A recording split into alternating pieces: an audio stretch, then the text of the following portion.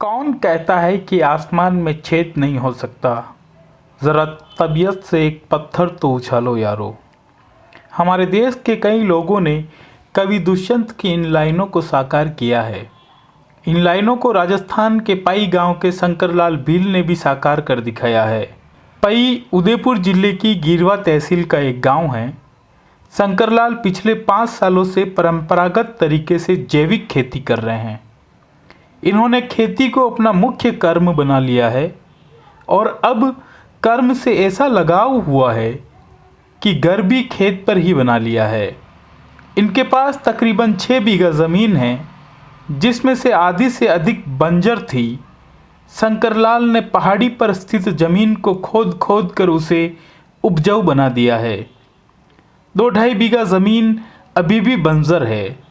शंकरलाल गेती व फावड़े के दम पर इस ज़मीन को उपजाऊ बनाने में रोज जुटे रहते हैं।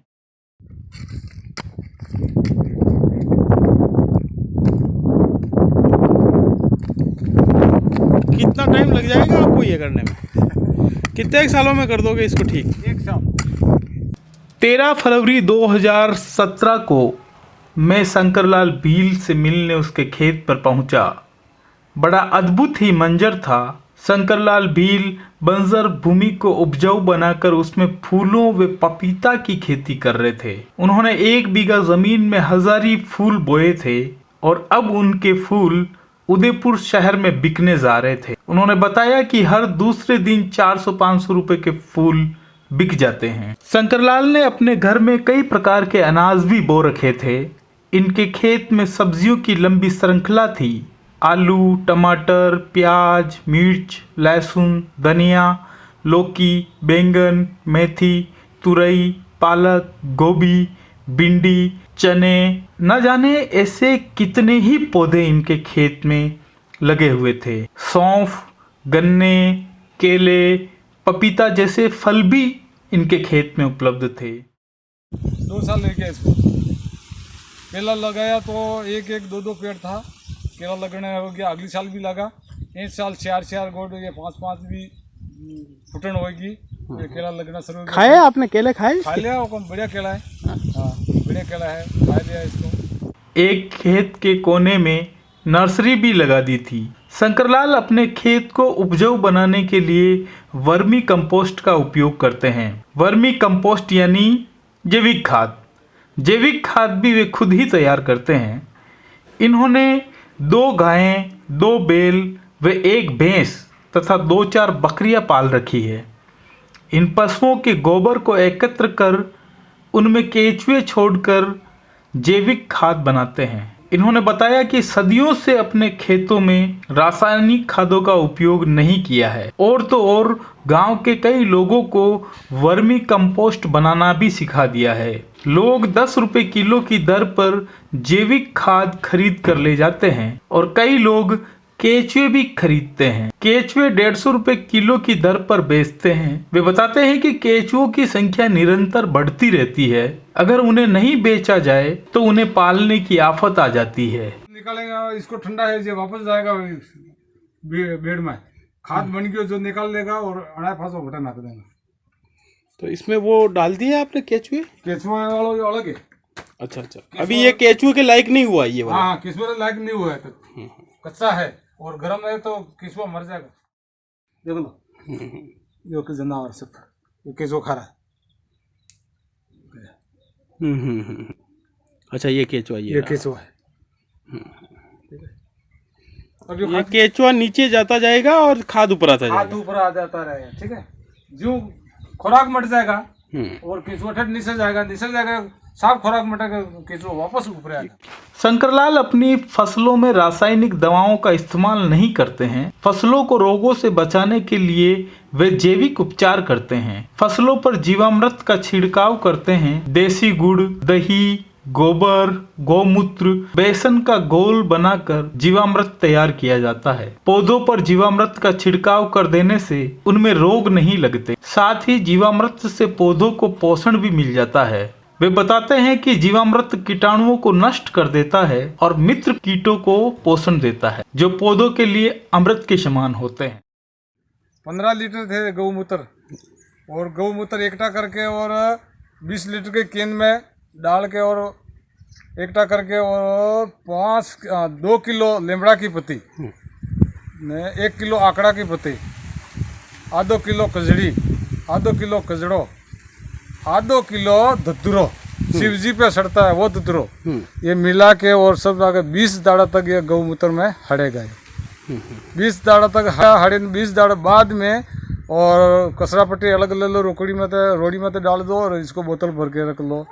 टंकी में बोतल दवाई ये नाक लो और टंकी में पानी ले। सब्जी पे गोभी है, रेंगन है, हर सब्जी आएगी, हर सब्जी में तो ये छिड़कवारे देसी दवाई करवाने वास्ते जहरीली चीज बाजारों लावनी छोड़ दी हमने। तो ये देसी दवाई, कोई जहरीली चीज इसमें नहीं है।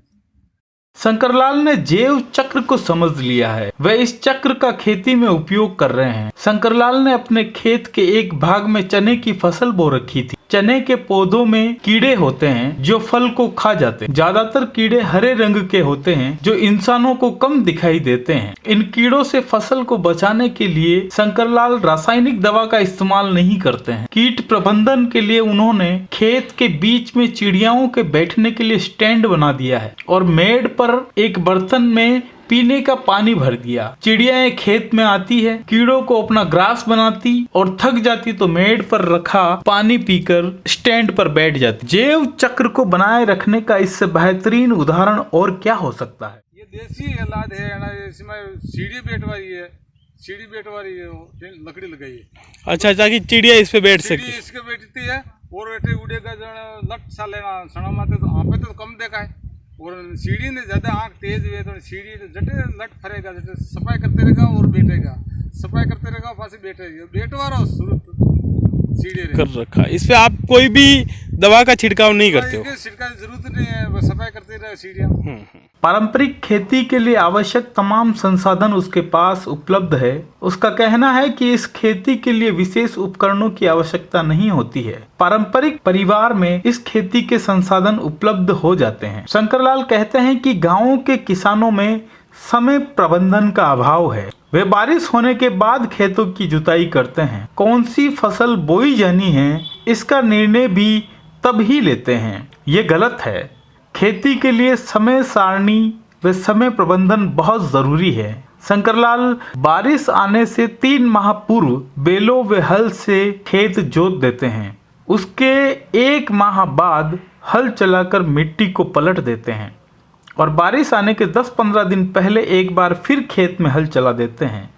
यानी बारिश आने से पहले खेत को फसल के अनुकूल बना देते हैं। बुआई के 4 माह पूर्व मेड़ की मिट्टी, चूल्हे की राख, गौमूत्र, पानी, चूने व गोबर का घोल बनाकर बीजों का उपचार कर लेते हैं ताकि बीज खराब ना हो। साथ ही ये भी तय कर लेते हैं कि बारिश आने के तुरंत बाद खेत में क्या क्या बोया जाना है। आमतौर पर खरीफ की फसल में मक्का, ज्वार, बाजरा, मूंगफली, उड़द, मूंग, तिलहन, सोयाबीन जैसी फसलें बोते हैं। लेकिन शंकरलाल का मसला और लोगों से अलग है। जिन फसलों के नाम पूर्वजों के साथ दफन हो गए हैं या अतीत के पन्नों में खो चुके हैं, उनके नाम शंकरलाल की जबान पर है और वे उनके बीज संजो कर रखते हैं।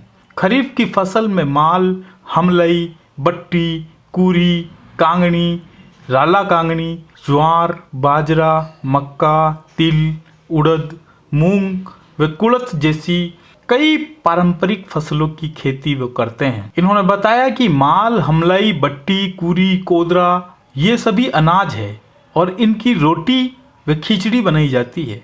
ये स्वास्थ्य के लिए बहुत लाभप्रद अनाज है, लेकिन इनकी खेती नगण्य है।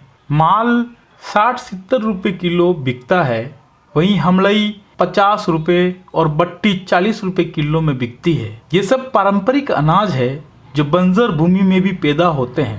धीरे धीरे हमारे दिमाग में तो कम ऐसा आया है, किसान बाप दादा करता परंपराओं तो अस्पताल में जाता है, छोटी मोटी कोई बीमारी ही तो घरे आयुर्वेदिक कई छोटो मोटो कई दवाई की बीजी करता, तो वह ताव तेज रस टूट जाता, बीमारी खांसी हाँसी जो टूट जाती थी। और अरे बात से वे दिमाग पास सोच लगायो कि आप परंपरा बाप दादा वाली खेती वापस पकड़ो तो क्या होता है। तो बाप दादा वाली खेती आज 3 साल हुई कि हमने बाप दादा की खेती पुरानी पासी जैविक खाद माते भी ट्रेनिंग की और देसी खाद रो खाड़ो भी खोदे और ये 3 साल जो 3 साल में 2 साल में थोड़ा थोड़ा हमारा गाँव कम जोर पड़ गया। 8 बोरी वेता जटे 4-5 बोरी गाँव बने वाला 5 बोरी गाँव वेरिया है जटे 3 बोरी यूँ वेरिया पर हमने सबर खाई। हाँ हमने सबर खाई के ठीक है कम है तो 2 तो 1 साल या अगली साल 1 साल पासा गाँव मतलब परंपरा अपने बाप दादा जूनी खेती ने खाते हूँ आवे जैसा पासा आ गया धीरे धीरे। हाँ पासा आ गया है सब्जी में खावा हो रहा और अनाज खावो हो रहा सब बातों अपने स्वाद बीजो सब बढ़िया। शंकरलाल खेत की हर इंच जमीन का उपयोग खेती के लिए करते हैं। शंकरलाल को जैविक कृषि का ज्ञान कृषि के जानकारों एवं कृषि विभाग द्वारा आयोजित सेमिनारों में मिला। मेड़ा देना, कुल्पा निकालना, खरपतवार नष्ट करना, इन सब के लिए कृषि विभाग से कृषि उपकरण भी इनको मिले और इनका उपयोग ये बखूबी करते हैं। अक्सर गांव के लोग खेती को लेकर शंकरलाल से राय मशवरे करने आते हैं। शंकरलाल सबको पारंपरिक खेती के तरीके बताते हैं। इनका कहना है कि ये तो ज्ञान है जो बांटने से बढ़ेगा। देश के किसानों के नाम उनका संदेश है, पारंपरिक खेती करिए, देश को शुद्ध अनाज दीजिए और जितना चाहिए उतना ही पैदा कीजिए। हमें जो कुछ मिल रहा है प्रकृति से ही मिल रहा है, इसलिए अधिक उत्पादन के लालच में प्रकृति को नुकसान मत पहुंचाइए। ये नया सामान तो गवर्नमेंट ने निकाला तो नया कोई टीवी है, ईवी है, सखिया है, कोई भी साल है नया तो खूब आएगा पर नया रे पीछे काम हम कर रहे हैं नया उपक्रम ले नयो काम भी कर रहे हैं पर जूनो परंपराओं है जो जूनो है जो यादगारी रख रहे हाल तक नहीं खो। ए भाई सब्सक्राइब करो डेली राजस्थान चैनल को। आप सभी डेली राजस्थान चैनल को सब्सक्राइब करो।